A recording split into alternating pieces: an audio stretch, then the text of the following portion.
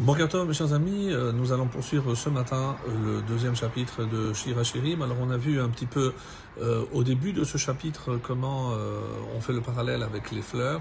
Là on va rentrer un peu plus dans les détails et cette bien-aimée, donc Israël, se souvient de comment elle était proche de son bien-aimé, d'Akadosh Baruch Hu, et il va s'adresser aussi par la suite aux nations.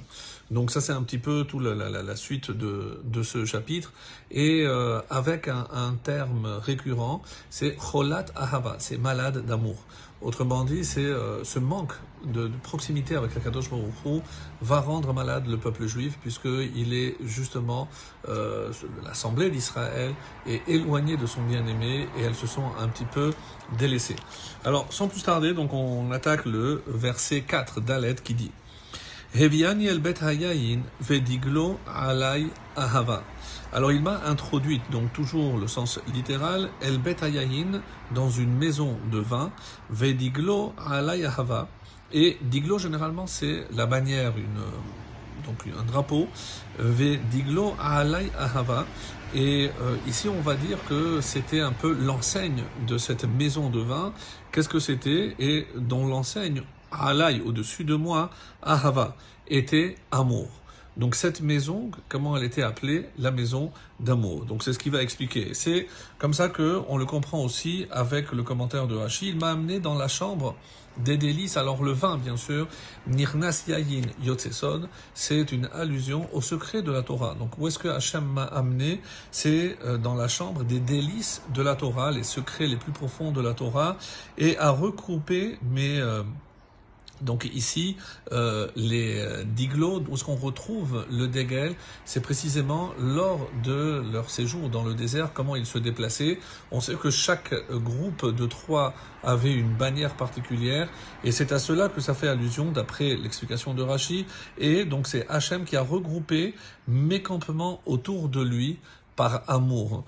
Donc, comme rappelez-vous au don de la Torah, Matan Torah, donc on a vu les anges descendre et on a vu que les anges étaient donc annoncés par des dégels, par des bannières. Eux aussi ont demandé à Hachem, est-ce que nous on peut aussi marcher avec des bannières? Et c'est pour ça que tout le long de la traversée du désert, on va marcher donc avec ces bannières qui sont une preuve d'amour de Kadosh Baruch Hu vis-à-vis de l'Assemblée d'Israël. C'est à cela que ça fait allusion donc.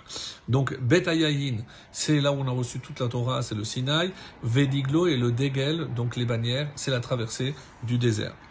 Le verset 5, Samechuni ba Ashishot, donc, soutenez-moi, donc verset 5 on a dit, soutenez-moi, Samechuni ba Ashishot, littéralement c'est avec des gâteaux, Rapeduni batapuchim, réconfortez-moi batapuchim avec des pommes. Pourquoi? Ki cholat ahava ani, car je suis malade d'amour. Alors, à quoi ça fait allusion? Donc là, on regarde donc toujours le commentaire que nous propose Rashi. Donc, soutenez-moi. Donc quoi? Bah, Ashishot. Ici, on a dit, c'est un terme un peu assez rare, qu'on ne trouve pas souvent. Et d'après l'explication de Rashi, soutenez-moi dans l'exil. Avec Ashishot, on va dire des baies raffinées. Autrement dit, qu'est-ce qui me permettra de supporter l'exil? C'est le fait que je vais trouver une nourriture suffisamment satisfaisante. Est-ce une allusion à la manne dans le désert? Disposer autour de moi des pommes parfumées afin de... et pourquoi donc? Kicholat ahava. Pourquoi je suis malade?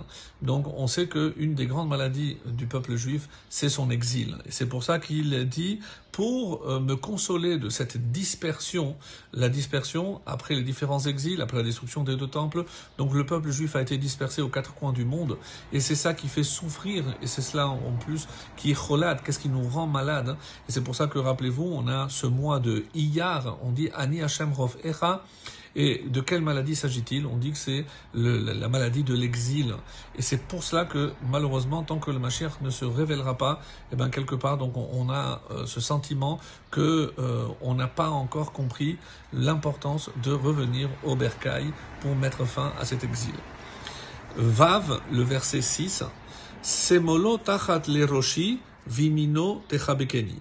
Semolo, sa main gauche, tachat le roshi, est sous ma tête, et vimino, et sa droite, techabekeni, elle m'enlace. Ça, c'est le sens simple. Avec le commentaire de Rashi, avec le souvenir de son soutien. Pourquoi la tête? Parce que c'est là où je me souviens tout ce que Hachem a fait pour moi. Donc, grâce à ces souvenirs de son soutien, où ça, évidemment dans le désert, et de sa main gauche sous ma tête, et de sa main droite en m'enlaçant. Donc, on sait que même la droite, c'est toujours le chesed, c'est la bonté. La gauche, c'est la rigueur. Mais même la main gauche, ici, c'est ça ce qu'il veut dire ici Rashi, si la droite, elle m'enlace, donc la gauche me tient. Donc jamais Hachem n'utilise que la rigueur à l'égard du peuple juif. Et c'est ce qui nous permet d'espérer, d'assister très très prochainement à la fin de notre exil. Excellente journée.